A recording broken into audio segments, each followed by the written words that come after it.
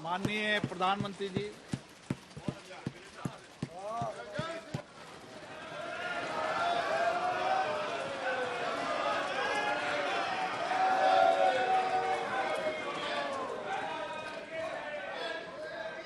Please आपने बहिष्कार कर रखा है ना, तो आप जाइए प्लीज। ओके, प्लीज बैठ जाइए।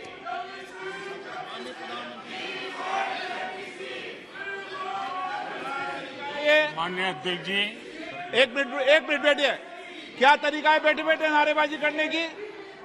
ये तरीका है आप लोगों का? पहले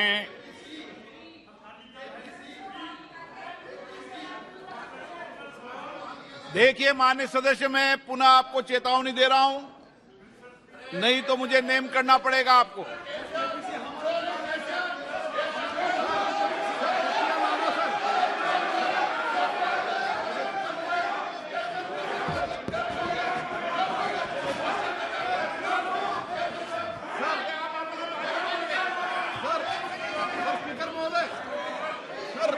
तटिया लाना बिल्कुल गलत है सर, तो उनको नेम कर दीजिए सर, हमारा आग्रह है आपसे सर।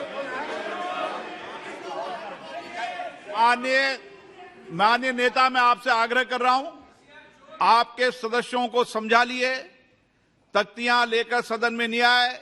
आपने कहा था कि हम बहिष्कार करेंगे, तो आप अपनी बात पर कायम रहें।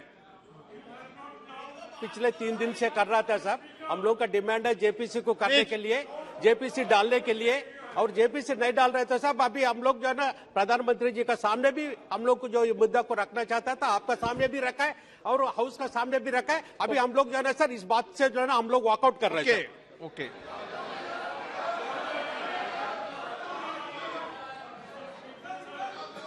बैठ जाइए आप।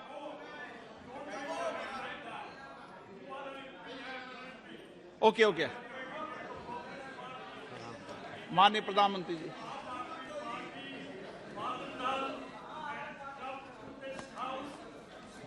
आदरणीय अध्यक्ष जी,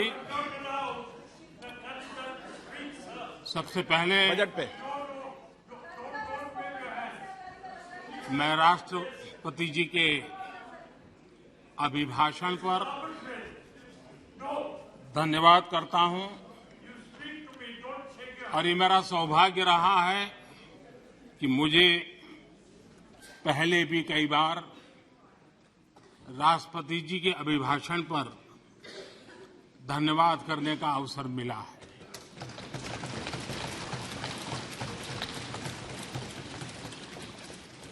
लेकिन इस बार मैं धन्यवाद के साथ साथ राष्ट्रपति महोदया जी का अभिनंदन भी करना चाहता हूं।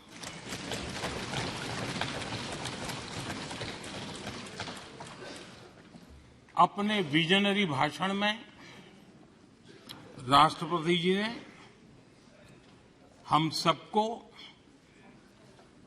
और करोड़ों देशवासियों को मार्गदर्शन किया है।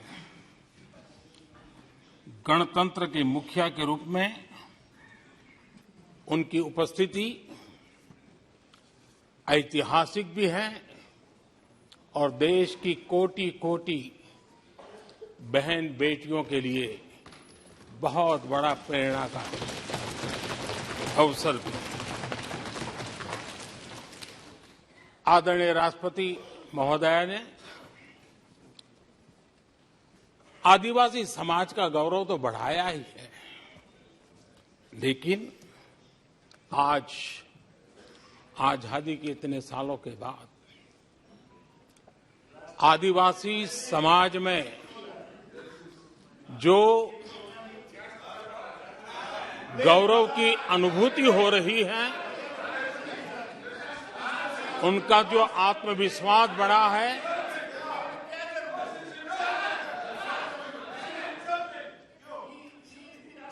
और इसके लिए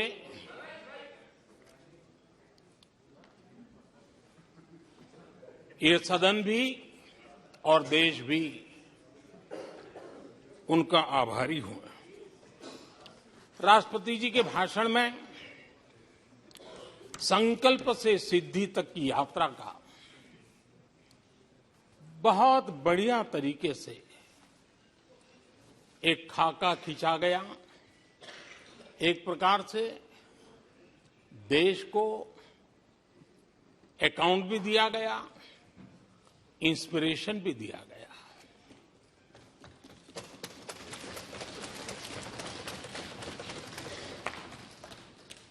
आदरणीय अध्यक्ष जी, यहां पर सभी माननीय सदस्यों ने इस चर्चा में हिस्सा लिया। हर किसी ने अपने अपने आंकड़े दिए, अपने अपने तर्क दिए और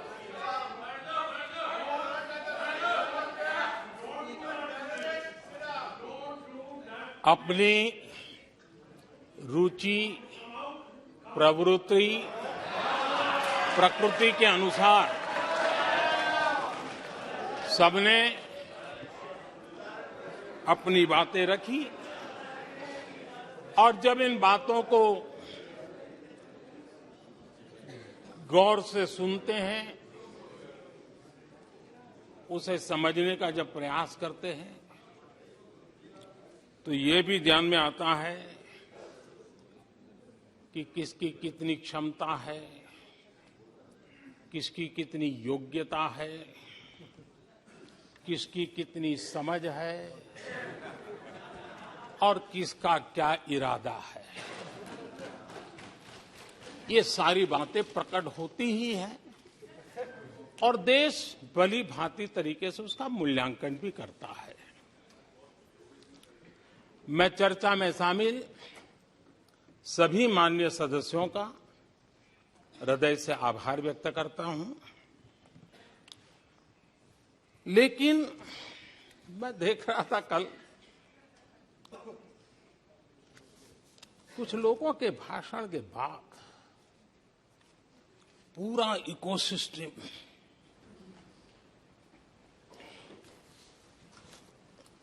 समर्थक उछल रहे थे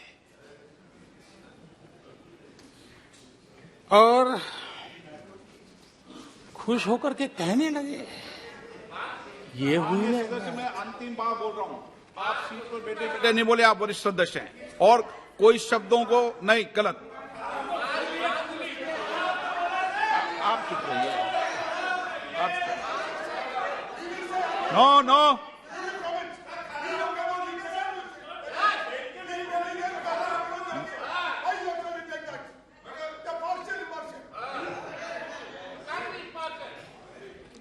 पूरा इकोसिस्टम उछल रहा था और कुछ लोग तो खुश होकर के कह रहे थे, ये हुई ना बात। बड़ा शायद नींद भी अच्छी आई होगी, शायद आज उठ भी नहीं पाए होंगे।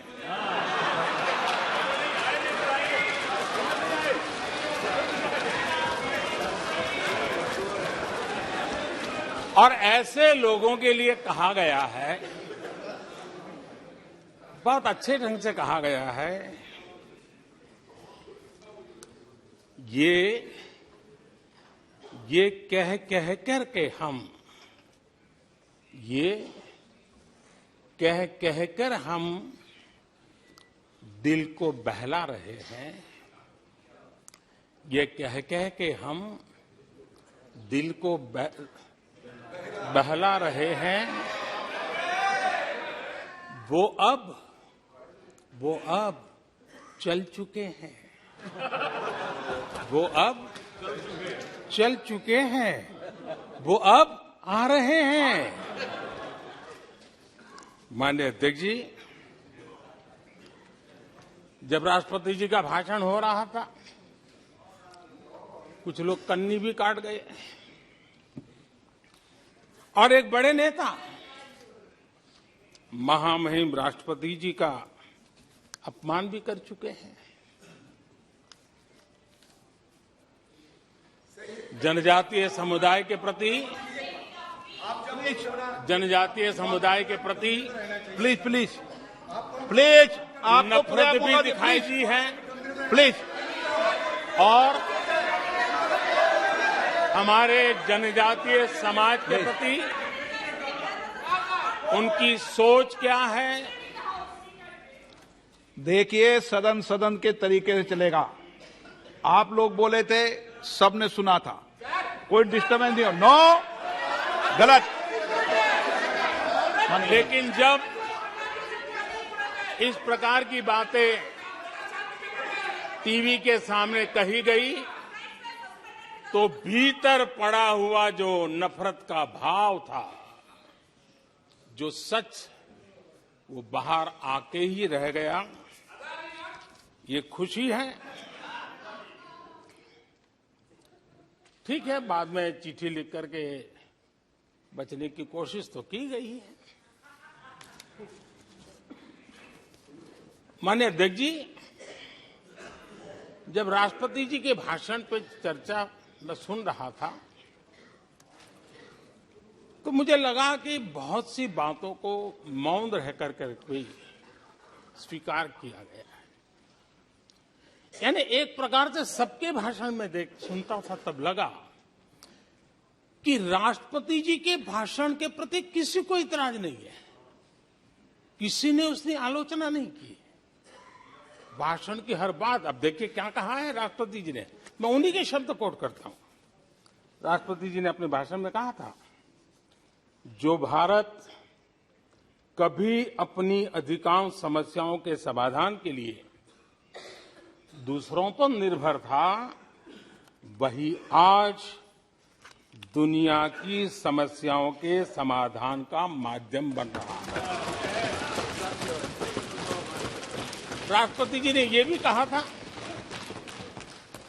जिन मूल सुविधाओं के लिए देश की एक बड़ी आबादी ने दशकों तक इंतजार किया, वे इन वर्षों में उसे मिली है। बड़े बड़े घोटालों, सरकारी योजनाओं में भ्रष्टाचार की जिन समस्याओं से देश मुक्ति चाहता था, वह मुक्ति अब देश को मिल रही है। पॉलिसी पैरालिसिस की चर्चा से बाहर आकर आज देश और देश की पहचान तेज विकास और दूरगामी दृष्टि से लिए गए फैसलों के लिए हो रही है। ये पैराग्राफ जो मैं पढ़ रहा हूं, वो राष्ट्रपति जी के भाषण के पैराग्राफ को मैं कोट कर रहा हूं। और मुझे आशंका थी कि ऐसी बातों पर यहां जरूर इतराज करने वाले तो कुछ लोग निकलेंगे, वो विरोध करेंगे कि ऐसा कैसे बोल सकते हैं राष्ट्रपति। लेकिन मुझे खुशी है, किसी ने विरोध नहीं किया, सबने स्वीकार किया, सबने स्वीकार किया। और माननीय अध्यक्ष जी, मैं 140 करोड़ देशवासियों का आभारी हूं कि सबके प्रयास के परिणाम आज इन सारी बातों को पूरे सदन में स्वीकृति मिली है। इससे बड़ा गौरव का विषय क्या हो। आदरणीय अध्यक्ष जी, सदन में हंसी मजाक, टीका टिप्पणी, नोक-झोंक, ये तो होता रहता है। लेकिन ये नहीं भूलना चाहिए कि आज राष्ट्र के रूप में गौरवपूर्ण अवसर हमारे सामने खड़े हैं। गौरव के क्षण हम जी रहे हैं। राष्ट्रपति जी के पूरे भाषण में जो बातें हैं, वो 140 करोड़ देशवासियों के सेलिब्रेशन का अवसर है। देश ने सेलिब्रेट किया है। माननीय अध्यक्ष जी, 100 साल में आई हुई ये भयंकर बीमारी, महामारी, दूसरी तरफ युद्ध की स्थिति, बटा हुआ विश्व, इस स्थिति में भी, इस संकट के माहौल में भी देश को जिस प्रकार से संभाला गया है, देश जिस प्रकार से संभला है, इससे पूरा देश आत्मविश्वास से भर रहा है, गौरव से भर रहा है। आदरणीय अध्यक्ष जी, चुनौतियों के बिना जीवन नहीं होता है, चुनौतियां तो आती हैं, लेकिन चुनौतियों से ज्यादा सामर्थ्यवान है 140 करोड़ देशवासियों का जज्बा। 140 करोड़ देशवासियों का सामर्थ्य चुनौतियों से भी ज्यादा मजबूत है, बड़ा है और सामर्थ्य से भरा हुआ है। इतनी बड़ी भयंकर महामारी, बटा हुआ विश्व, युद्ध के कारण हो रहे विनाश,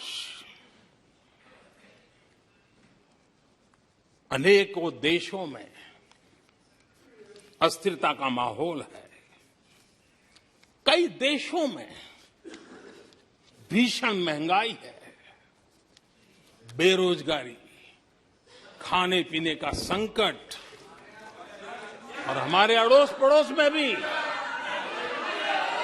जिस प्रकार से हालत बने हुई है, ऐसी स्थिति में माननीय अध्यक्ष जी, कौन हिंदुस्तानी इस बात पे गर्व नहीं करेगा कि ऐसे समय में भी देश दुनिया की 5वीं बड़ी अर्थव्यवस्था बना है।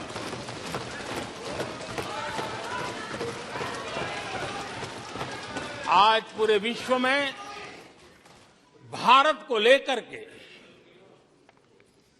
पॉजिटिविटी है, एक आशा है, भरोसा है।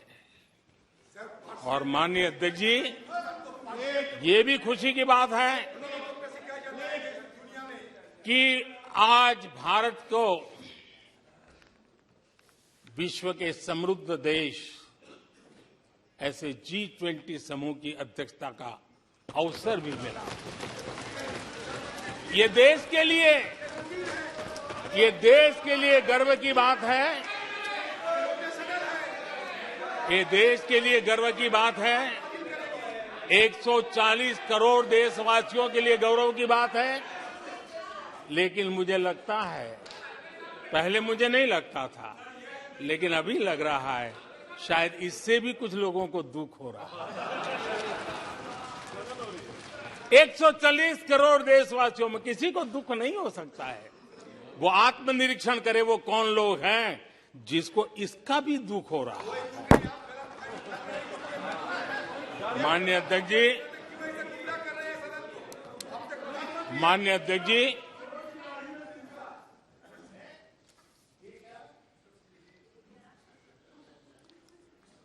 आज दुनिया की हर विश्वसनीय संस्था,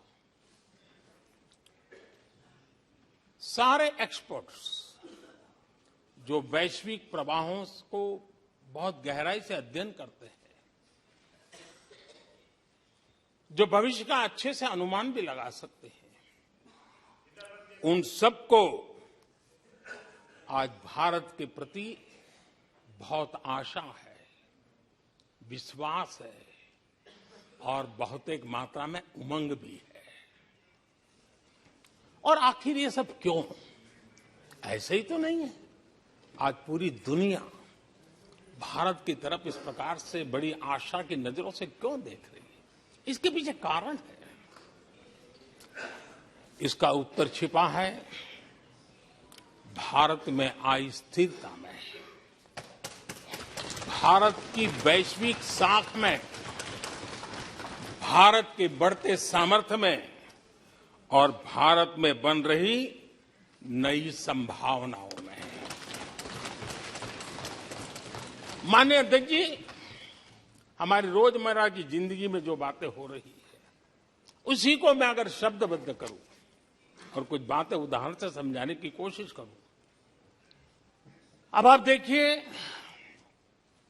भारत में एक 2-3 दशक अस्थिरता के रहे, आज स्थिरता है, पॉलिटिकल स्टेबिलिटी है, स्टेबल गवर्नमेंट भी है और डिसिसिव गवर्नमेंट है।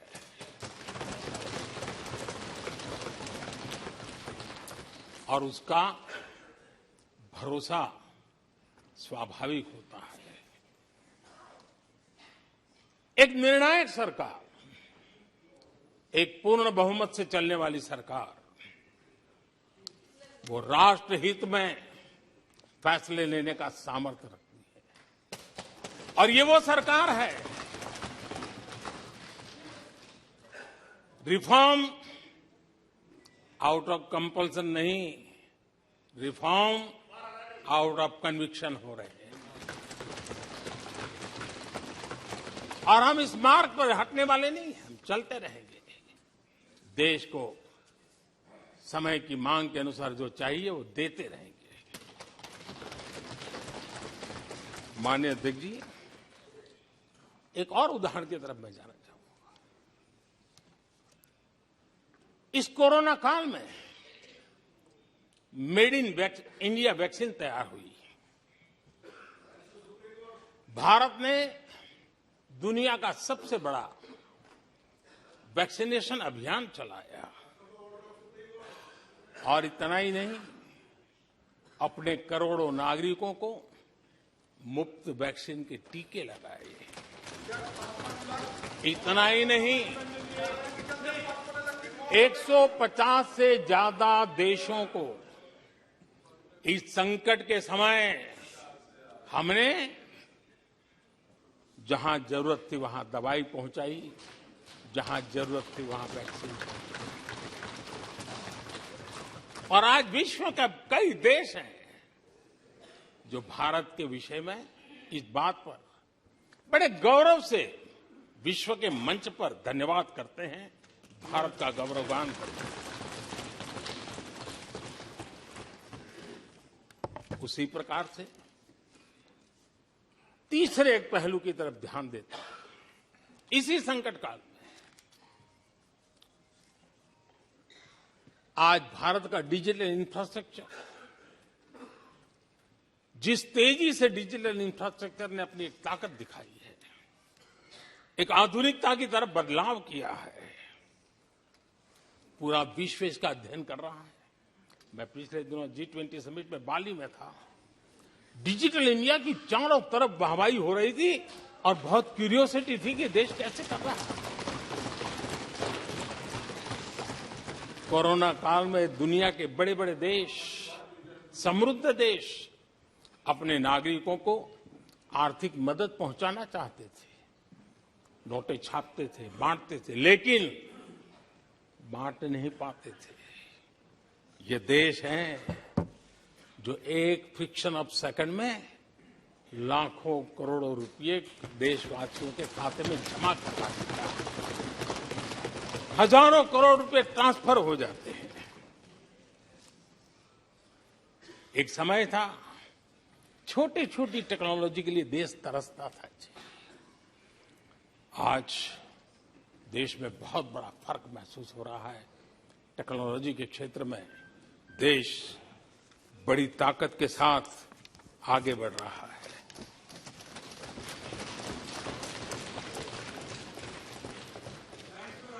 कोविन, दुनिया के लोग अपने वैक्सीनेशन का सर्टिफिकेट भी दे नहीं पाते जी। आज वैक्सीन लो, हमारे मोबाइल फोन पर हमारा सर्टिफिकेट दूसरी सेकंड पे अवेलेबल है। ये ताकत हमने दिखाई है। माननीय अध्यक्ष जी, भारत में नई संभावनाएं हैं। दुनिया को सशक्त वैल्यू और सप्लाई चेन, उसमें आज पूरी दुनिया ने कोरोना कालखंड ने सप्लाई चेन के मुद्दे पर दुनिया को हिला के रख दिया है। आज भारत उस कमी को पूरने की ताकत के साथ आगे बढ़ रहा है। कईयों को ये बात समझना बहुत देर लग जाएगी। भारत आज इसी दिशा में एक मैन्युफैक्चरिंग हब के रूप में उभर रहा है और दुनिया भारत की समृद्धि में अपनी समृद्धि देख रही है। माननीय अध्यक्ष जी, निराशा में डूबे हुए कुछ लोग इस देश की प्रगति को स्वीकार ही नहीं कर पा रहे हैं। उन्हें भारत के लोगों की उपलब्धियां नहीं दिखती है। अरे 140 करोड़ देशवासियों के पुरुषार्थ और प्रयास का परिणाम है, जिसके कारण आज दुनिया में डंका बजना शुरू हुआ है। उन्हें भारत के लोगों के पुरुषार्थ और परिश्रम से प्राप्त उपलब्धियां उनको नजर नहीं आ रही हैं। माननीय अध्यक्ष जी, पिछले 9 वर्ष में भारत में 90,000 स्टार्टअप्स और आज स्टार्टअप की दुनिया में हम दुनिया में तीसरे नंबर पर पहुंच गए। एक बहुत बड़ा स्टार्टअप इकोसिस्टम आज देश के टायर 2, टायर 3 सिटीज में भी पहुंच चुका है। हिंदुस्तान के हर कोने में पहुंचा है। भारत के युवा सामर्थ्य की पहचान बनता जा रहा है।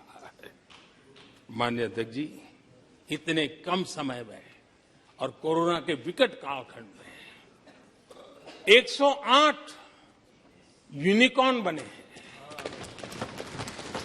और एक यूनिकॉर्न का मतलब होता है उसकी वैल्यू 6-7 हजार करोड़ से ज्यादा होती है।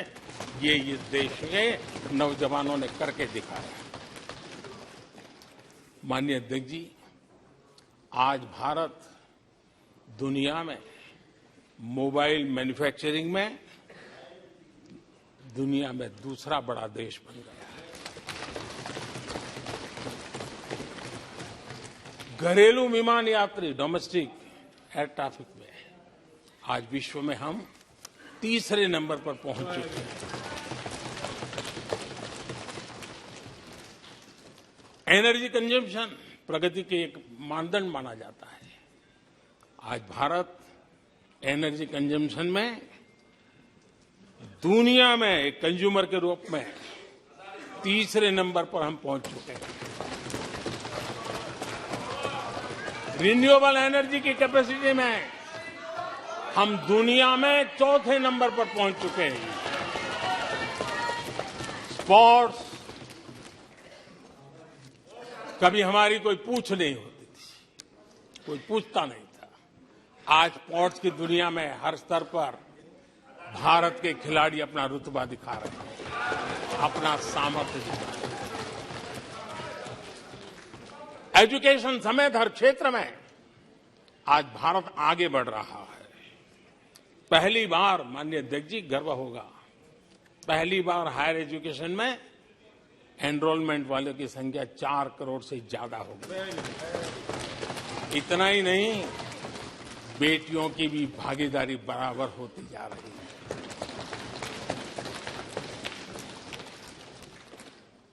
देश में इंजीनियरिंग हो, मेडिकल कॉलेज हो, प्रोफेशनल कॉलेजेस हो, उसकी संख्या बहुत तेजी से बढ़ रही है।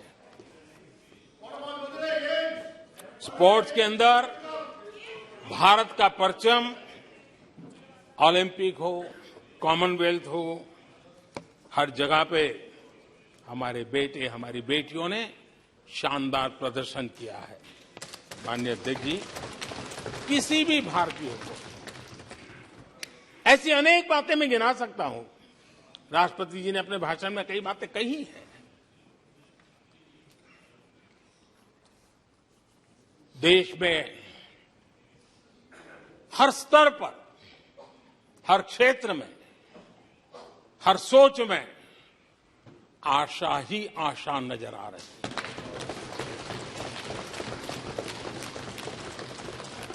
एक विश्वास से भरा हुआ देश है, सपने और संकल्प लेकर के चलने वाला देश है। लेकिन यहां कुछ लोग ऐसे निराशा में डूबे हैं, ऐसे निराशा में डूबे हैं।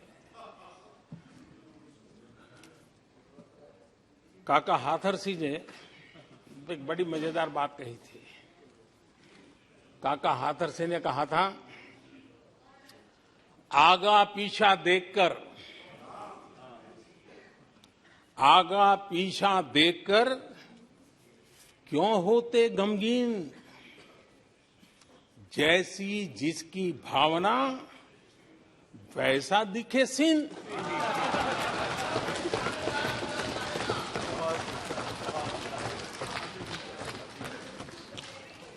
आदरणीय अध्यक्ष जी, आखिर ये निराशा भी ऐसे नहीं आई है। इसके पीछे कारण है। एक तो जनता का हुक्म, बार बार हुक्म, लेकिन साथ साथ इस निराशा के पीछे जो अंतर मन में पड़ी हुई चीज है, जो चैन से सोने नहीं देती है, और क्या है? पिछले 10 साल में 2014 के पहले 2004 से 14 भारत की अर्थव्यवस्था खस्ता हाल हो गई। निराशा नहीं होगी तो क्या होगा? 10 साल में महंगाई डबल डिजिट रही, और इसलिए कुछ अगर अच्छा होता है तो निराशा और उभर करके आती है। और जिन्होंने बेरोजगारी दूर करने के वादे किए थे,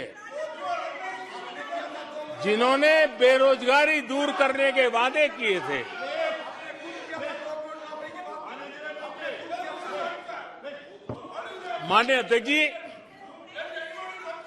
एक बार जंगल में 2 नौजवान शिकार करने के लिए गए और वो गाड़ी में अपनी बंदूक नीचे उतार करके थोड़ा टहलने लगे। उन्होंने सोचा कि थोड़ा अभी आगे चलना है तो थोड़ा जरा हाथ पैर ठीक कर ले, लेकिन गए थे तो बाघ का शिकार करने के लिए, और उन्होंने देखा आगे जाएंगे तो बाघ मिलेगा। लेकिन हुआ ये कि वहीं पर बाघ दिखाई दिया। अभी नीचे उतरे थे, अपनी गाड़ी में बंदूक वहीं पड़ी थी। बाघ दिखा, अब करे क्या? तो उन्हें लाइसेंस दिखाया कि मेरे पास बंदूक का लाइसेंस है।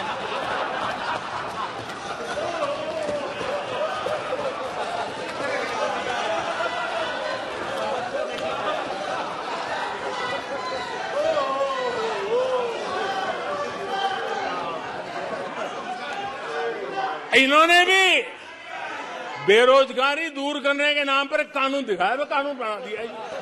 अरे देखो, कानून बना दिया है। ये इनके तरीके हैं, पल्ला झाड़ दिया। 4 से 14 आजादी के इतिहास में सबसे घोटालों का दशक रहा, सबसे घोटाला।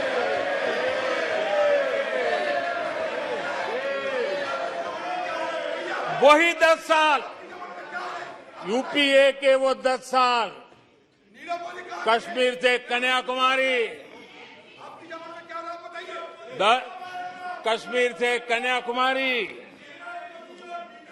भारत के हर कोने में आतंकवादी हमलों का सिलसिला चलता रहा। 10 साल हर नागरिक असुरक्षित था।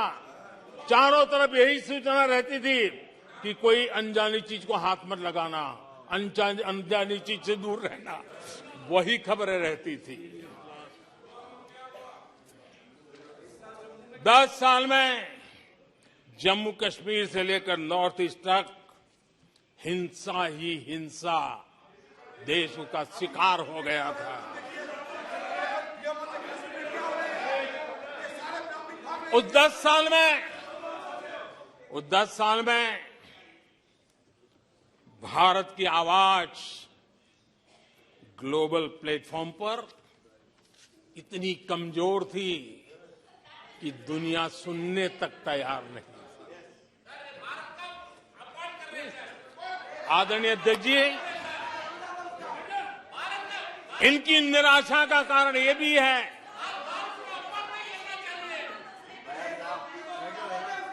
आज जब देश की क्षमता का परिचय हो रहा है, 140 करोड़ देशवासियों का सामर्थ्य खिल रहा है, खुल करके सामने आ रहा है। लेकिन देश का सामर्थ्य तो पहले भी था, लेकिन 4 से लेकर 14 तक इन्होंने वो अवसर गंवा दिया। आज यूपीए की पहचान बन गई, हर मौके को मुसीबत में पलट दिया, हर मौके को मुसीबत में पलट दिया। जब टेक्नोलॉजी इंफॉर्मेशन का युग बड़ी तेजी से बढ़ रहा था, उछल रहा था, उसी समय ये 2G में फंसे रहे, मौका मुसीबत में। सिविल न्यूक्लियर डील हुआ, जब सिविल न्यूक्लियर डील की चर्चा थी, तब ये कैश फॉर वॉट में फंसे रहे। ये खेल चले। आदरणीय अध्यक्ष जी, 2010 में कॉमनवेल्थ गेम्स हुए, भारत को दुनिया के सामने भारत की युवा सामर्थ्य को प्रस्तुत करना एक बहुत बड़ा अवसर था, लेकिन फिर मौका मुसीबत में, और CWG घोटाले में पूरा देश दुनिया में बदनाम हो गया। आदरणीय अध्यक्ष जी,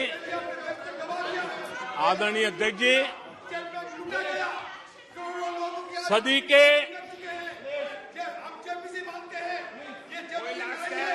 के दूसरे दशक में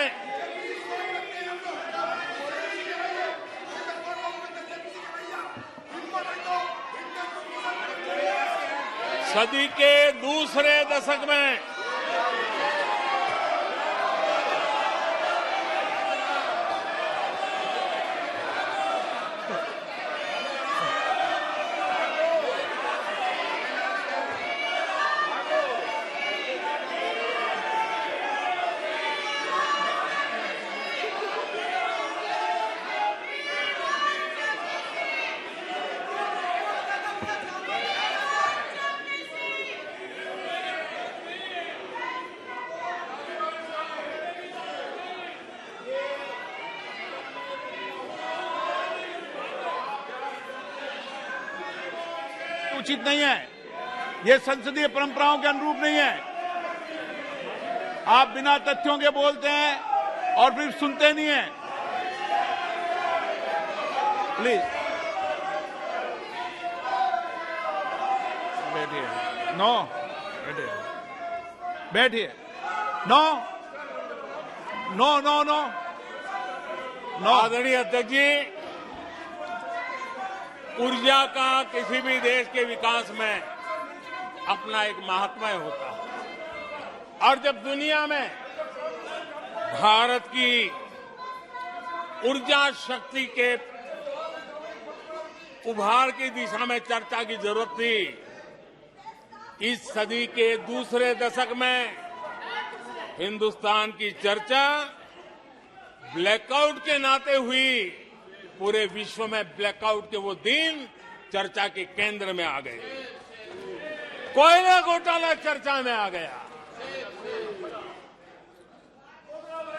आदरणीय अध्यक्ष जी, देश पर इतने आतंकी हमले हुए, 2008 के हमलों को कोई भूल नहीं सकता है, लेकिन आतंकवाद पर सीना तान कर आंख में आंख मिला करके हमले करने का सामर्थ्य नहीं था, उसे चुनौती को चुनौती देने की ताकत नहीं थी, और उसके कारण आतंकवादियों के हौसले बुलंद होते गए और पूरा देश 10 साल तक खून बहता रहा मेरे देश के निर्दोष लोगों का। वो दिन गए थे। आदरणीय अध्यक्ष जी, जब एलएसी भारत के सामर्थ्य की ताकत का अवसर रहता था, उस समय डिफेंस डील को लेकर के हेलीकॉप्टर घोटाले और सत्ता को कंट्रोल करने वाले लोगों के नाम उसमें चिन्हित हो गए। आदरणीय अध्यक्ष जी, जब देश के लिए जरूरत थी और निराशा के मूल में ये चीजें पड़ी हुई है, सब उभर करके आ रहा है। आदरणीय अध्यक्ष जी, इस बात को हिंदुस्तान हर पल याद रखेगा कि 2014 के पहले का जो दशक था, द लॉस्ट डेकेड के रूप में जाना जाएगा, और इस बात को इनकार नहीं कर सकते कि 2030 का जो दशक है, ये इंडिया डेकेड है पूरे विश्व के लिए। आदरणीय अध्यक्ष जी, थैंक यू शशि जी।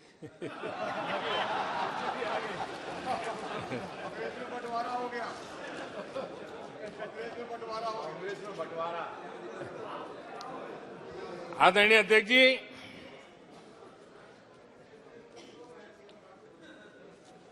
लोकतंत्र में आलोचना का बहुत महत्व मैं मानता हूं, और मैं हमेशा मानता हूं कि भारत जो कि मदर ऑफ डेमोक्रेसी है, सदियों से हमारे यहां लोकतंत्र हमारी रगों में पनपा हुआ है, और इसलिए मैं हमेशा मानता हूं कि आलोचना एक प्रकार से लोकतंत्र की मजबूती के लिए, लोकतंत्र के संवर्धन के लिए, लोकतंत्र के स्पिरिट के लिए आलोचना एक शुद्धि यज्ञ है। उस रूप में हम आलोचना को देखने वाले हैं। लेकिन दुर्भाग्य से बहुत दिनों से मैं इंतजार कर रहा हूं, कोई तो मेहनत करके आएगा, कोई तो एनालिसिस करके कोई आलोचना करेगा ताकि देश को कुछ लाभ हो। लेकिन 9 साल आलोचना ने आरोपों में गंवा दिए जिन्होंने, सिवाय आरोप, गाली गलौज, कुछ भी बोल दो, इसके सिवाय कुछ नहीं किया। गलत आरोप। और हाल ये चुनाव हार जाओ, ईवीएम खराब, दे दो गाली। चुनाव हार जाओ, चुनाव आयोग को गाली दे दो। क्या तरीका है? अगर कोर्ट में फैसला पक्ष में नहीं आया तो सुप्रीम कोर्ट को गाली दे दो, उसकी आलोचना कर दो। अगर भ्रष्टाचार की जांच हो रही है, अगर भ्रष्टाचार की जांच हो रही है,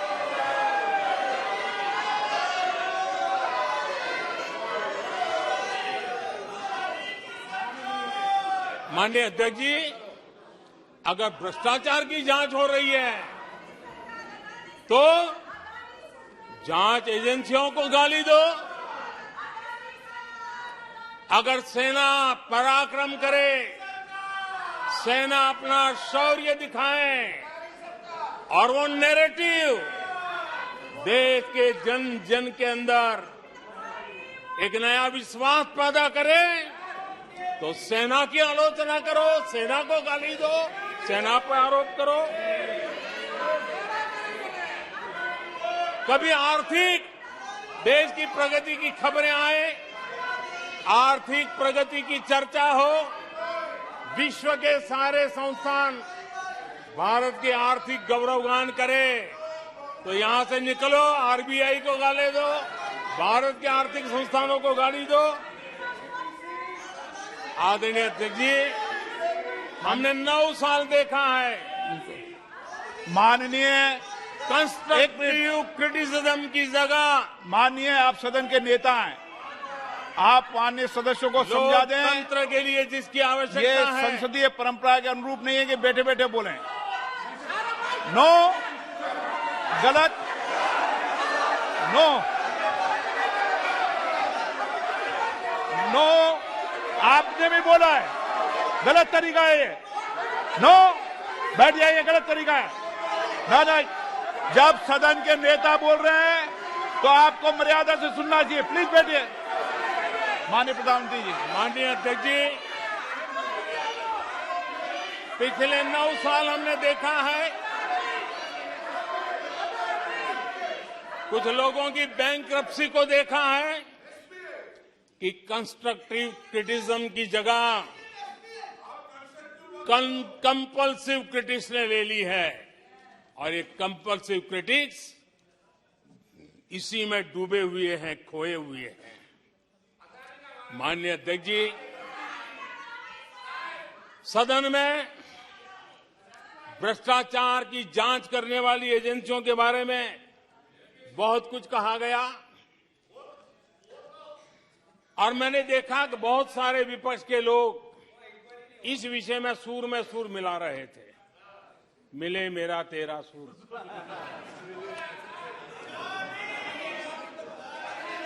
आदरणीय अध्यक्ष जी, मुझे लगता था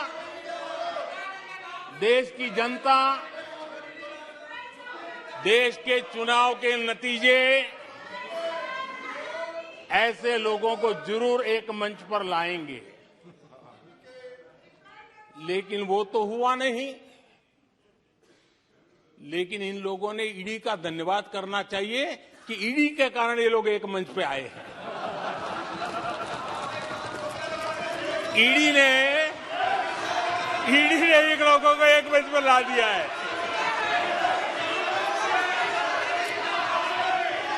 और इसलिए जो काम देश के मतदाता नहीं कर पाए,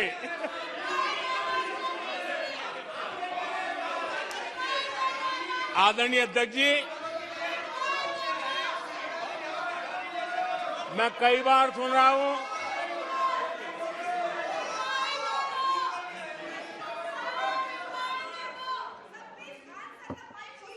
माननीय अध्यक्ष जी, मैं कई बार सुन रहा हूं यहां कुछ लोगों को हार्वर्ड स्टडी का बड़ा क्रेज है। हार्वर्ड स्टडी है, बड़ा क्रेज है। कोरोना काल में ऐसा ही कहा गया था, और कांग्रेस ने कहा था कि भारत की बर्बादी पर हार्वर्ड में केस स्टडी होगी, ऐसा कहा था।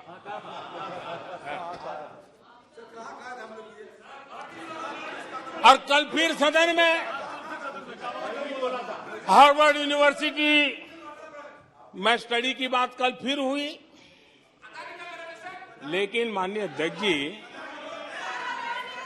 बीते वर्षों में माननीय अध्यक्ष जी, बीते वर्षों में हार्वर्ड में एक बहुत बढ़िया स्टडी हुई है, बहुत इंपॉर्टेंट स्टडी हुई है। और उस स्टडी है, उसका टॉपिक क्या था मैं जरूर सदन को बताना चाहूंगा, और ये स्टडी हो चुकी है। स्टडी है the rise and decline of India's Congress party. ये स्टडी हो चुका है, और मुझे विश्वास है अध्यक्ष जी, मुझे विश्वास है भविष्य में कांग्रेस की बर्बादी पर सिर्फ हार्वर्ड नहीं, बड़े बड़े विश्वविद्यालयों में अध्ययन होना ही होना है, और डुबाने वाले लोगों पर भी होने वाला है। आदरणीय अध्यक्ष जी, मैं ऐसे लोगों के लिए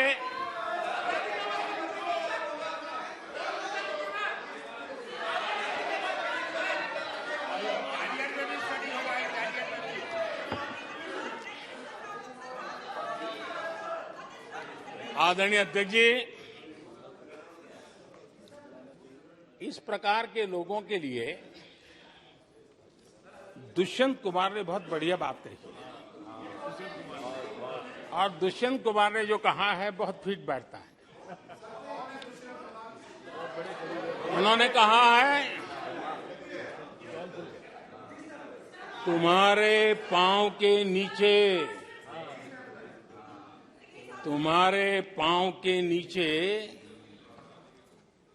कोई जमीन नहीं, तुम्हारे पांव के नीचे कोई जमीन नहीं।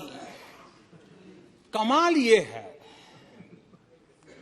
ये है कि फिर भी तुम्हें यकीन नहीं।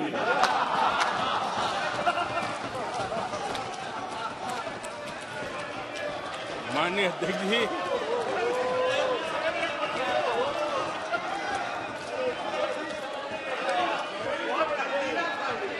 आदरणीय अध्यक्ष जी, सुनो फिर। आदरणीय अध्यक्ष जी, ये लोग बिना सर पैर की बातें करने के आदी होने के कारण उनको ये भी याद नहीं रहता है कि वो खुद का कितना कॉन्ट्राडिक्शन कहते हैं। कभी एक बात, कभी दूसरी बात, कभी एक तरफ, कभी दूसरी तरफ। हो सकता है वो आत्मचिंतन करके खुद के अंदर जो विरोधाभास है उसको भी तो ठीक करेंगे। अब 2014 से ये लगातार कोस रहे हैं, हर मौके पर कोस रहे हैं, भारत कमजोर हो रहा है, भारत की कोई सुनने को तैयार नहीं है, भारत की दुनिया में कोई वजूद नहीं रहा, न जाने क्या क्या कहा। और अब क्या कह रहे हैं? अब कह रहे हैं कि भारत इतना मजबूत हो गया है कि दूसरे देशों को दबकाकर फैसले करवा रहा है।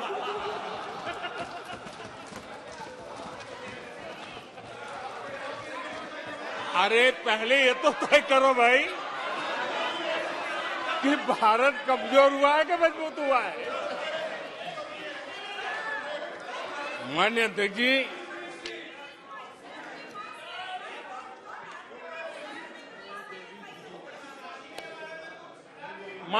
जी,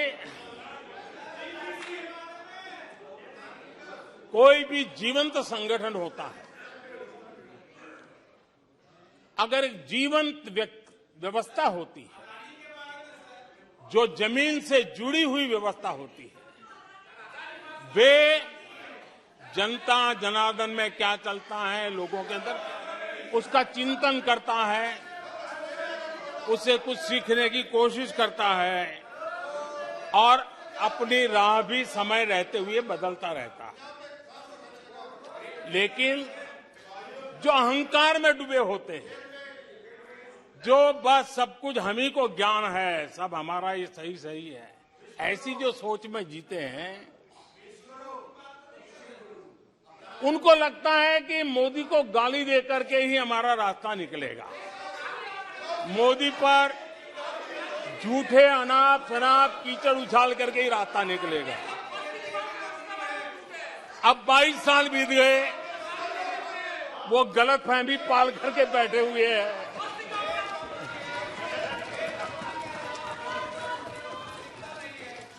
आदरणीय अध्यक्ष जी,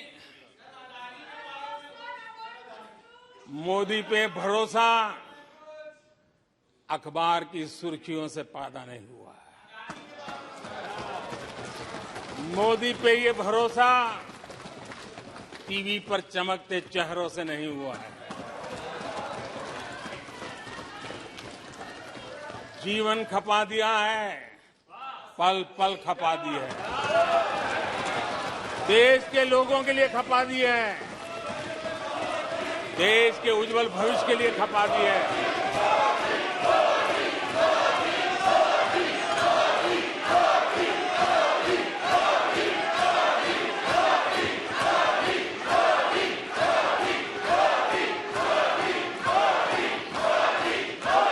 आदरणीय अध्यक्ष जी,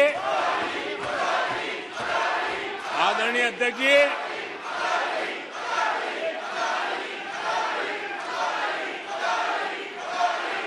आदरणीय अध्यक्ष जी,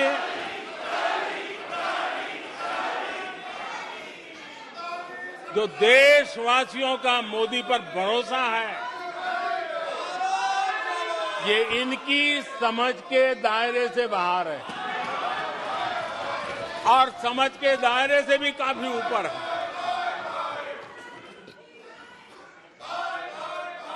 क्या ये झूठे आरोप लगाने वालों पर मुफ्त राशन प्राप्त करने वाले मेरे देश के 80 करोड़ देशवासी क्या कभी उन पर भरोसा करेंगे क्या? आदरणीय अध्यक्ष ji, one nation one ration card देश भर में कहीं पर भी गरीब से गरीब को भी जब राशन मिल जाता है, वो आपकी झूठी बातों पर, आपके गलत गलीच आरोपों पर कैसे भरोसा करेगा? आदरणीय अध्यक्ष जी, जिस किसान के खाते में साल में 3 बार पीएम किसान सम्मान निधि के 11 करोड़ किसानों के खाते में पैसा जमा होते हैं, वो आपकी गालियां, आपके झूठे आरोपों पर विश्वास कैसा करेगा? आदरणीय अध्यक्ष जी, जो कल फुटपाथ पर जिंदगी जीने के लिए मजबूर था, जो झुग्गी झोपड़ी में जिंदगी बसर करता था, ऐसे 3 करोड़ से ज्यादा लोगों को पक्के घर मिले हैं।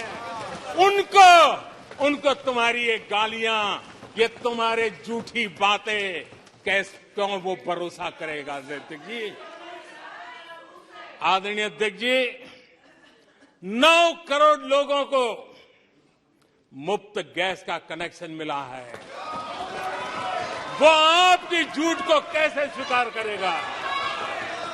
11 करोड़ बहनों को इज्जत घर मिला है, शौचालय मिला है, वो आपके झूठ को कैसे स्वीकार करेगा? आदरणीय अध्यक्ष जी, आजादी के 75 साल बीत गए, 8 करोड़ परिवारों को आज नल से जल मिला है, वो माताएं तुम्हारे झूठ को कैसे स्वीकार करेगी? तुम्हारी गलतियों को, गालियों को कैसे स्वीकार करेगी? आयुष्मान भारत योजना से 2 करोड़ परिवारों को मदद पहुंची है, जिंदगी बच गई है उनकी। मुसीबत के समय मोदी काम आया है, तुम्हारी गालियां को वो कैसे स्वीकार करेगा? कैसे स्वीकार करेगा? आदरणीय अध्यक्ष जी, आपकी गालियां, आपके आरोपों को इन कोटि आदरणीय अध्यक्ष जी, आपकी गालियों को, आपके आरोपों को इन कोटि भारतीयों से होकर के गुजरना पड़ेगा, जिनको दशकों तक मुसीबतें में जिंदगी जीने के लिए तुमने मजबूर किया। आदरणीय अध्यक्ष जी, कुछ लोग अपने लिए, अपने परिवार के लिए बहुत कुछ तबाह करने पर लगे हुए हैं, अपने लिए, अपने परिवार के लिए जी रहे हैं। मोदी तो 25 करोड़ देशवासियों के परिवार का सदस्य है।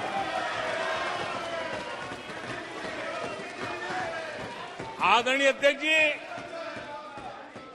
140 करोड़ देशवासियों के आशीर्वाद, ये मेरा सबसे बड़ा सुरक्षा कवच है, और गालियों के शस्त्र से, झूठ के शस्त्रास्त्रों से इस सुरक्षा कवच को कभी तुम भेद नहीं सकते हो। वो विश्वास का सुरक्षा कवच है और इन शस्त्रों से तुम कभी भेद नहीं सकते हो। आदरणीय अध्यक्ष जी,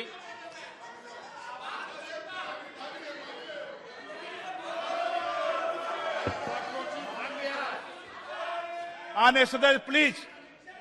नहीं नहीं, ये तरीका उचित नहीं है आपका, कोई तरीका उचित नहीं है।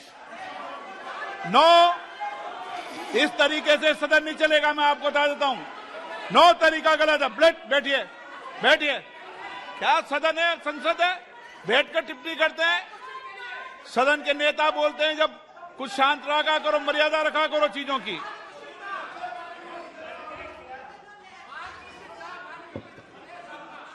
आदरणीय अध्यक्ष जी, हमारी सरकार कुछ बातों के लिए प्रतिबद्ध है। समाज के वंचित वर्ग को वरीयता, उस संकल्प को लेकर के हम जी रहे हैं, उस संकल्प को लेकर के चल रहे हैं। दशकों तक दलित, पिछड़े, आदिवासी जिस हालत में उनको छोड़ दिया गया था, वो सुधार नहीं आया जो संविधान निर्माताओं ने सोचा था, जो संविधान निर्माताओं ने निर्दिष्ट किया था।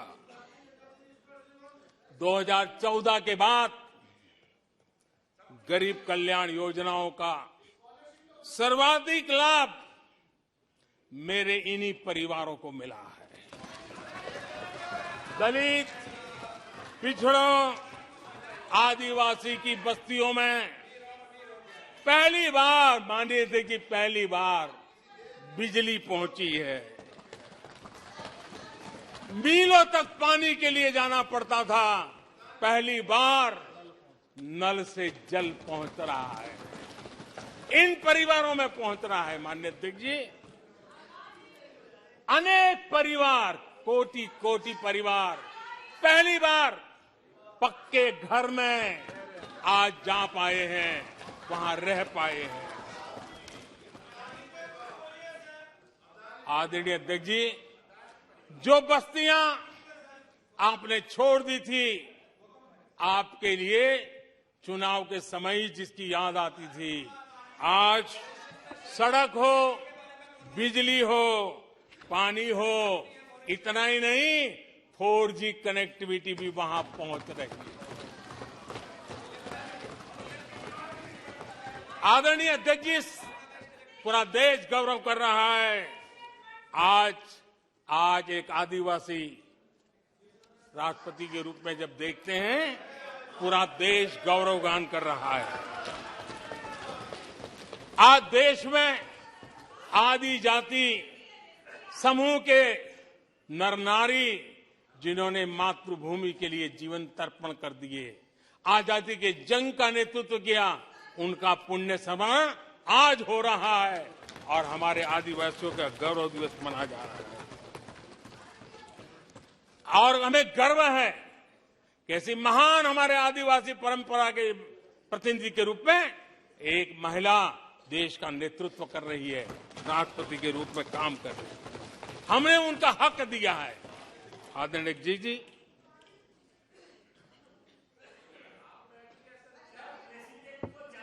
आदरणीय अध्यक्ष जी, हम पहली बार देख रहे हैं। एक बात ये भी सही है, हम सबका समान अनुभव है, सिर्फ मेरा ही ऐसा है ऐसा नहीं, आपका भी है। हम सब जानते हैं कि जब मां सशक्त होती है तो पूरा परिवार सशक्त होता है। जब मां सशक्त होती है तो परिवार सशक्त होता है, परिवार सशक्त होता है तो समाज सशक्त होता है, और तभी जाकर के देश सशक्त होता है। और मुझे संतोष है कि माताएं, बहनों, बेटियों को सबसे ज्यादा सेवा करने का सौभाग्य हमारी सरकार को मिला है। हर छोटी मुसीबत को दूर करने का प्रामाणिक पूर्वक प्रयास किया है। बड़ी संवेदनशीलता के साथ उस पर हमने ध्यान केंद्रित किया है। आदरणीय अध्यक्ष जी, कभी कभी मजाक उड़ाया जा रहा है, ऐसा कैसा प्रधानमंत्री है, लाल किले पर से टॉयलेट की बातें करता है, बड़ी मजाक उड़ाई गई। आदरणीय अध्यक्ष जी, ये टॉयलेट, ये इज्जतगार, इन मेरी माताओं बहनों की क्षमता, उनकी सुविधा, उनका सुरक्षा का सम्मान करने वाली बात। इतना ही नहीं मानिए अध्यक्ष जी, जब मैं सैनिटरी पैड की बात करता हूं तो लोगों को लगता है अरे प्रधानमंत्री ऐसे विजय में क्यों जाते हैं। माननीय अध्यक्ष जी, सैनिटरी पैड्स के अभाव में गरीब बहन बेटियों के अपमान सहती थी, बीमारियों का शिकार हो जाती थी। माताओं बहनों को धुएं में दिन के कई घंटे बिताने पड़ते थे, उनका जीवन धुएं फंसा रहता था, उसे मुक्ति दिलाने का काम उन गरीब माताओं बहनों को करने का सौभाग्य हमें मिला है। जिंदगी खप जाती थी, आधा समय पानी के लिए, आधा समय केरोसिन की लाइन के अंदर खपे रहते थे। आज उसे मुक्ति देने का संतोष, उन माताओं बहनों को मुक्ति देने का संतोष।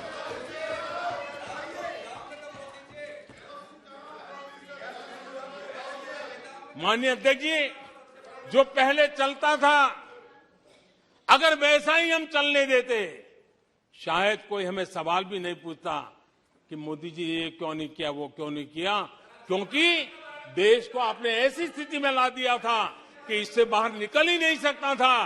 वैसी निराशा में देश को झोंक कर रखा हुआ था।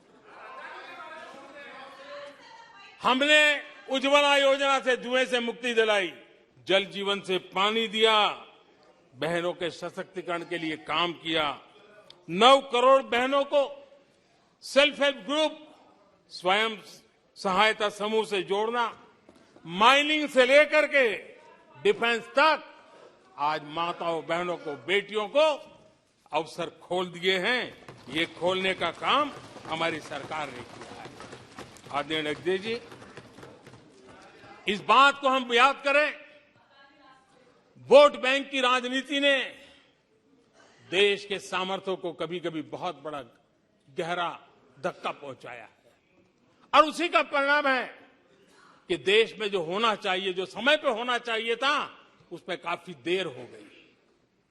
आप देखिए, मध्यम वर्ग लंबे समय तक मध्यम वर्ग को पूरी तरह नकार दिया गया, उसकी तरफ देखा तक नहीं गया।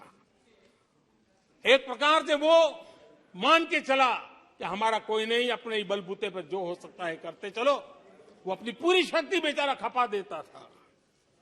लेकिन हमारी सरकार, एनडीए सरकार ने मध्यम वर्ग की ईमानदारी को पहचाना है, उन्हें सुरक्षा प्रदान की है, और आज हमारा परिश्रमी मध्यम वर्ग देश को नई ऊंचाई पर ले जा रहा है। सरकार के विभिन्न योजनाओं से मध्यम वर्ग को कितना लाभ हुआ है, माननीय अध्यक्ष जी, मैं उदाहरण देता हूं। 2014 से पहले जीबी डेटा, क्योंकि आज युग बदल चुका है, ऑनलाइन दुनिया चल रही है, हर एक के हाथ में मोबाइल पड़ा हुआ है, कुछ लोगों के जेब फटे हुए हो तो भी मोबाइल तो होता ही है।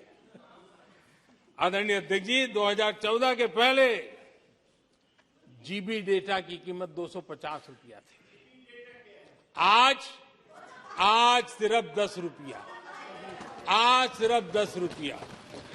आदरणीय अध्यक्ष जी, एवरेज हमारे देश में एक नागरिक एवरेज 20 जीबी का उपयोग करता है। अगर उस हिसाब को मैं लगाऊं तो एवरेज एक व्यक्ति का 5,000 रुपया बचता है। आदरणीय अध्यक्ष जी, 5,000 रुपया बचता है।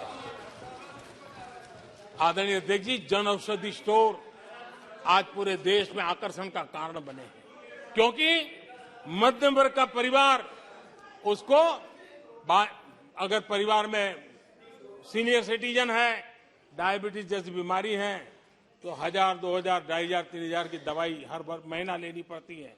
जन औषधि केंद्र में जो दवाई बाजार में 100 रुपए में मिलती है, जन औषधि में 10 रुपए 20 रुपए में मिलती है, आज 20,000 करोड़ रुपया मध्यम वर्ग का जन औषधि के कारण बचा है।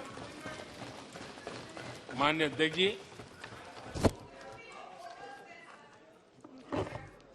हर मध्यम वर्गीय परिवार की एक सपना रहता है खुद का घर बने, और अर्बन इलाके में होम लोन के लिए बड़ी व्यवस्था करने का काम हमने किया, और रेरा का कानून बनाने के कारण जो कभी इस प्रकार के तत्व मध्यम वर्ग की मेहनत की कमाई को सालों तक डुबो कर रख देते थे, उसमें से मुक्ति दिला करके उसको एक नया विश्वास देने का काम हमने किया, और उसके कारण खुद का घर बनाने की उसकी सहूलियत बढ़ गई है। आदरणीय अध्यक्ष जी, हर मध्यम वर्गीय परिवार को अपने बच्चों के भविष्य के लिए, उसके उच्च शिक्षा के लिए उसके मन में रहता है, मंसूबा रहता है। वो चाहता है आज जितनी मात्रा में मेडिकल कॉलेजेस हो, इंजीनियरिंग कॉलेज हो, प्रोफेशनल कॉलेजों की संख्या बढ़ाई गई है, सीटें बढ़ाई गई हैं, उसने मध्यम वर्ग के एस्पिरेशन को बहुत उत्तम तरीके से एड्रेस किया है। उसको विश्वास होने लगा है कि उनके बच्चों का उज्जवल भविष्य निर्धारित है। आदरणीय अध्यक्ष जी, देश को आगे बढ़ाना है तो भारत को आधुनिकता की तरफ गए बिना कोई चारा नहीं, और समय की मांग है कि अब समय नहीं गवा सकते, और इसलिए हमने इंफ्रास्ट्रक्चर की तरफ बहुत बड़ा ध्यान दिया है। और ये भी माने स्वीकार होगा, भारत की एक जमाने में पहचान थी गुलामी के कालखंड के पहले। गुलामी के कालखंड के पहले ये देश आर्किटेक्चर के लिए, इंफ्रास्ट्रक्चर के लिए दुनिया में उसकी एक ताकत थी, पहचान थी। गुलामी के कालखंड में सारा नष्ट हो गया। देश आजाद होने के बाद वो दिन दोबारा में आएगा ऐसी आशा थी, लेकिन वो भी समय बीत गया। जो होना चाहिए था, जिस गति से होना चाहिए, जिस स्केल से होना चाहिए था, वो हम नहीं कर पाए। आज उसमें बहुत बड़ा बदलाव इस दशक में देखा जा रहा है। सड़क हो, समुद्री मार्ग हो, व्यापार हो, वाटरवेज हो, हर क्षेत्र में आज इंफ्रास्ट्रक्चर का कायाकल्प देख रहा है। हाईवे पर रिकॉर्ड निवेश हो रहा है। माननीय अध्यक्ष जी, दुनिया भर में आज चौड़ी सड़कों की बात होती थी, भारत में चौड़ी सड़कें, हाईवे, एक्सप्रेसवे आज देश की नई पीढ़ी देख रही है। भारत में वैश्विक स्तर के अच्छे हाईवे, एक्सप्रेस दिखे, इस दिशा में हमारा काम है। पहले रेलवे इंफ्रास्ट्रक्चर अंग्रेजों ने जो देकर के गए, उसी पर भी हम बैठे रहे, उसी को हमने अच्छा मान लिया, गाड़ी चलती थी। आदरणीय अध्यक्ष जी, वो समय था, आदरणीय अध्यक्ष जी, वो समय था जिस प्रकार से अंग्रेजों छोड़ करके गए थे, उसी भाव में जीते रहे। और रेलवे की पहचान क्या बन गई थी? रेलवे यानी धक्का मुक्की, रेलवे यानी एक्सीडेंट, रेलवे यानी लेट लतीफ। यही यानी एक स्थिति थी। लेट लतीफ में एक कहावत बनी गई थी, रेलवे यानी लेट लतीफी। एक समय था हर महीने एक्सीडेंट होने वाली घटनाएं बार बार आती थी। एक समय था एक्सीडेंट एक किस्मत बन गई थी। लेकिन अब ट्रेनों के अंदर वंदे भारत की मांग, हर एमपी चिट्ठी लिखता है, मेरे यहां वंदे भारत चालू करो। आज रेलवे स्टेशनों का कायाकल्प हो रहा है, आज एयरपोर्ट का कायाकल्प हो रहा है। 70 साल में 70 एयरपोर्ट, 70 साल में 70 एयरपोर्ट, 9 साल में 70 एयरपोर्ट। देश में वाटरवेज भी बन रहा है। आज वाटरवेज पर ट्रांसपोर्टेशन हो रहा है। आदरणीय अध्यक्ष जी, देश आधुनिकता की तरफ बढ़े, इसके लिए आधुनिक इंफ्रास्ट्रक्चर को बल देते हुए, आदरणीय अध्यक्ष जी, मैंने जीवन में, सार्वजनिक जीवन में 4-5 दशक मुझे हो गए, और मैं हिंदुस्तान के गांवों से गुजरा हुआ इंसान, 4-5 दशक तक उसमें से एक लंबा कालखंड परिव्राजक के रूप में बिताया है। हर स्तर के परिवारों से बैठने उठने का, बात करने का अवसर मिला है और इसलिए भारत के हर भूभाग को समाज की हर भावना से परिचित हूं और मैं इसके आधार पर कह सकता हूं और बड़े विश्वास से कह सकता हूं कि भारत का सामान्य मानवी पॉजिटिविटी से भरा हुआ है। सकारात्मकता उसके स्वभाव का, उसके संस्कार का हिस्सा है। भारतीय समाज नेगेटिविटी को सहन कर लेता है, स्वीकार नहीं करता। ये उसकी प्रकृति नहीं। भारतीय समुदाय का स्वभाव खुशमिजाज है, स्वप्नशील समाज है, सत्कर्म के रास्ते पर चलने वाला समाज है, सृजन कार्य से जुड़ा हुआ समाज है।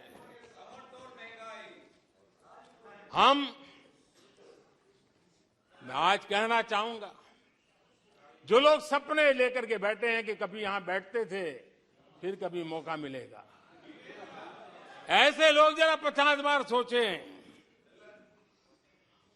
अपने तौर तरीकों पर जरा पुनर्विचार करें। लोकतंत्र में आपको भी आत्मचिंतन करने की आवश्यकता है। आधार आज डिजिटल लेन देन का सबसे बड़ा महत्वपूर्ण अंग बन गया। आपने उसको भी निराधार करके रख दिया था, अब उसके भी पीछे पड़ गए थे। उसको भी रोकने के लिए कोर्ट कचहरी तक को छोड़ा नहीं था। जीएसटी को न जाने क्या क्या कह दिया गया, पता नहीं, लेकिन आज हिंदुस्तान की अर्थव्यवस्था को और सामान्य मानवी को जीवन सुगम बनाने में जीएसटी ने एक बहुत बड़ी भूमिका अदा की। वो जमा एचएएल को कितनी गालियां दी गई, किस प्रकार से बड़े बड़े फोरम का मिसयूज किया गया। आज एशिया का सबसे बड़ा हेलीकॉप्टर बनाने वाला हब बन चुका है, जहां से तेजस हवाई जहाज सैकड़ों की संख्या में बन रहे हैं। भारतीय सेना के हजारों करोड़ रुपए का ऑर्डर आज एचएएल के पास है। भारत के अंदर आज वाइब्रेंट डिफेंस इंडस्ट्री आगे आ रही है। आज भारत डिफेंस एक्सपोर्ट करने लगा है। माननीय अध्यक्ष जी, हिंदुस्तान के हर नौजवान को गर्व होता है। निराशा में डूबे हुए लोगों से अपेक्षा नहीं है। आदरणीय अध्यक्ष जी, आप जानते हैं भली भांति, समय सिद्ध कर रहा है, जो कभी यहां बैठते थे वो वहां जाने के बाद भी फेल हुए हैं। वहां जाने के बाद भी फेल हुए और देश पास होता जा रहा है, डिस्टिंक्शन पे जा रहा है। और इसलिए समय की मांग है कि आज निराशा में डूबे हुए लोग थोड़ा स्वस्थ मन रख के आत्मचिंतन करें। आदरणीय अध्यक्ष जी, यहां जम्मू कश्मीर की भी चर्चा हुई, जम्मू कश्मीर की भी चर्चा हुई, और जो अभी अभी जम्मू कश्मीर घूम कर गए उन्होंने देखा होगा कितने आन बान शान के साथ आप जम्मू कश्मीर में जा सकते, घूम सकते, फिर सकते। आदरणीय अध्यक्ष जी, पिछली शताब्दी के उत्तरार्ध में, आदरणीय अध्यक्ष जी, पिछली शताब्दी के उत्तरार्ध में मैं भी जम्मू कश्मीर में यात्रा लेके गया था और लाल चौक में तिरंगा फहराने का संकल्प लेकर के चला था। और तब आतंकवादियों ने पोस्टर लगाए थे, आतंकवादियों ने पोस्टर लगाए थे उस समय, और कहा था कि देखते हैं किसने अपनी मां का दूध पिया है जो लाल चौक में आके तिरंगा फहराता है। पोस्टर लगे थे। और उस दिन वो 24 जनवरी थी, मैंने जम्मू के अंदर बड़ी सभा में कहा था, अध्यक्ष जी, मैं पिछली शताब्दी की बात कर रहा हूं, और तब मैंने कहा था आतंकवादी कान खोल करके सुन ले। उस दिन मैंने कहा था आतंकवादी कान खोल करके सुन ले। 26 जनवरी को ठीक 11 बजे मैं लाल चौक पहुंचूंगा, बिना सिक्योरिटी आऊंगा, बुलेट प्रूफ जैकेट के बिना आऊंगा, और फैसला लाल चौक में होगा किसने अपनी मां का दूध पिया।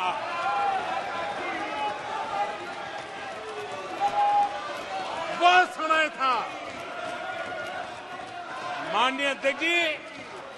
और जब श्रीनगर के लाल चौक में तिरंगा फहराया, उसके बाद मैंने मीडिया के लोग पूछने लगे, मैंने कहा था कि आमतौर पर तो 15 अगस्त और 26 जनवरी को जब भारत का तिरंगा लहराता है तो भारत के आयुध, भारत के बारूद सलामी देते हैं, आवाज करके देते हैं।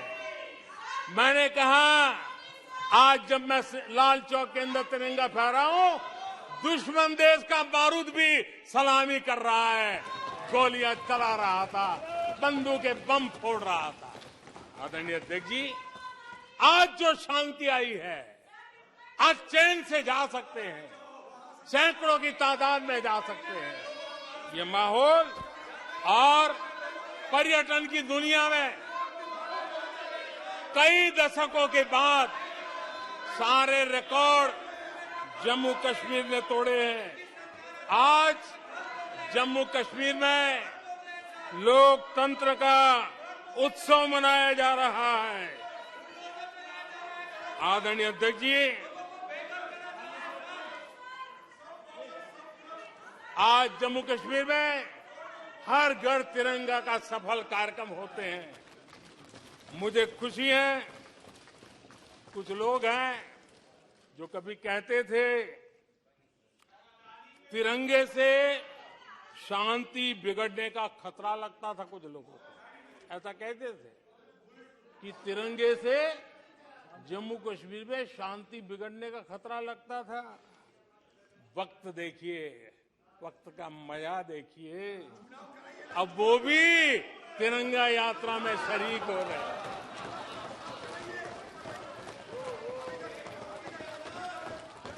और आदरणीय अध्यक्ष जी, अखबारों में एक खबर आई थी जिसकी तरफ ध्यान नहीं गया होगा। आदरणीय अध्यक्ष जी, उसी समय अखबारों में एक खबर आई थी क्योंकि लोग टीवी में चमकने की कोशिश में लगे थे, लेकिन उसी समय श्रीनगर के अंदर दशकों बाद थिएटर हाउसफुल चल रहे थे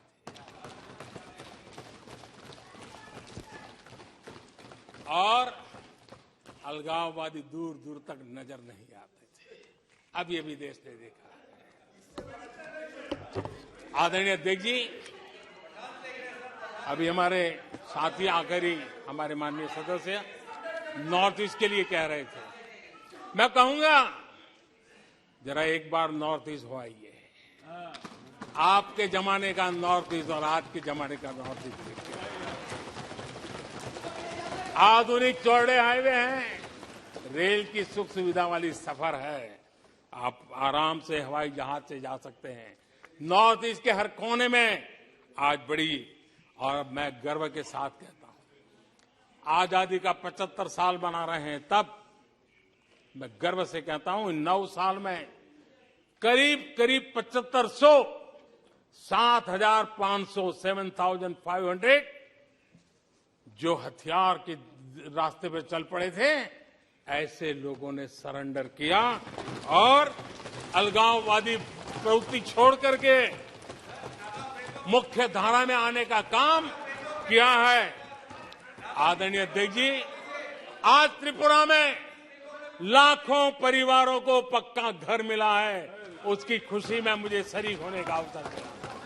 जब मैंने मैंने त्रिपुरा में हीरा योजना की बात कही थी, तब मैंने कहा था हाईवे, हाईवे, रेलवे और एयरवे, ये हीरा का आज सफलतापूर्वक त्रिपुरा की धरती पर मजबूती नजर आ रही है। त्रिपुरा तेज गति से आज भारत की विकास यात्रा का भागीदार बना है। आदरणीय अध्यक्ष जी, मैं जानता हूं सच सुनने के लिए भी बहुत सामर्थ्य लगता है। आदरणीय अध्यक्ष जी, झूठे गंदे आरोपों को सुनने के लिए भी बहुत बड़ा धैर्य लगता है और मैं इन सबका अभिनंदन करता हूं जिन्होंने धैर्य के साथ गंदी से गंदी बातें सुनने का ताकत दिखाई है। ये अभिनंदन के अधिकारी हैं।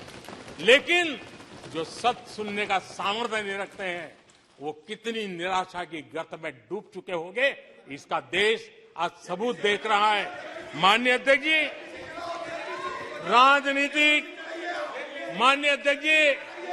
राजनीतिक मतभेद हो सकते हैं, विचारधाराओं में मतभेद हो सकते हैं, लेकिन ये देश अजरा अमर है। आओ हम चल पड़े 2047 आजादी के 100 साल मनाएंगे, एक विकसित भारत बना के रहेंगे, एक सपना लेकर के चले, एक संकल्प लेकर के चले, पूरे सामर्थ्य के साथ चले। और जो लोग बार बार गांधी के नाम पर रोटी खिलाते हैं, उनको मैं कहना चाहता हूं, एक बार गांधी को पढ़ ले, एक बार महात्मा गांधी को पढ़े। महात्मा गांधी ने कहा था, अगर आप अपने कर्तव्यों को पालन करोगे तो दूसरे के अधिकारों की रक्षा उसमें निहित है। आज कर्तव्य और अधिकार के बीच में भी लड़ाई देख रहे हैं। ऐसी नासमझी शायद देश ने पहली बार देखी होगी। और इसलिए माननीय अध्यक्ष जी, मैं फिर एक बार आदरणीय राष्ट्रपति जी को अभिनंदन करता हूं, राष्ट्रपति जी का धन्यवाद करता हूं और देश आज यहां से एक नए उमंग, नए विश्वास, नए संकल्प के साथ चल पड़ा है। बहुत बहुत धन्यवाद। धन्यवाद। प्रस्ताव पर सदस्यों के अनेक संशोधन प्रस्तुत प्रस्ताव किए गए। सभा की सहमति हो तो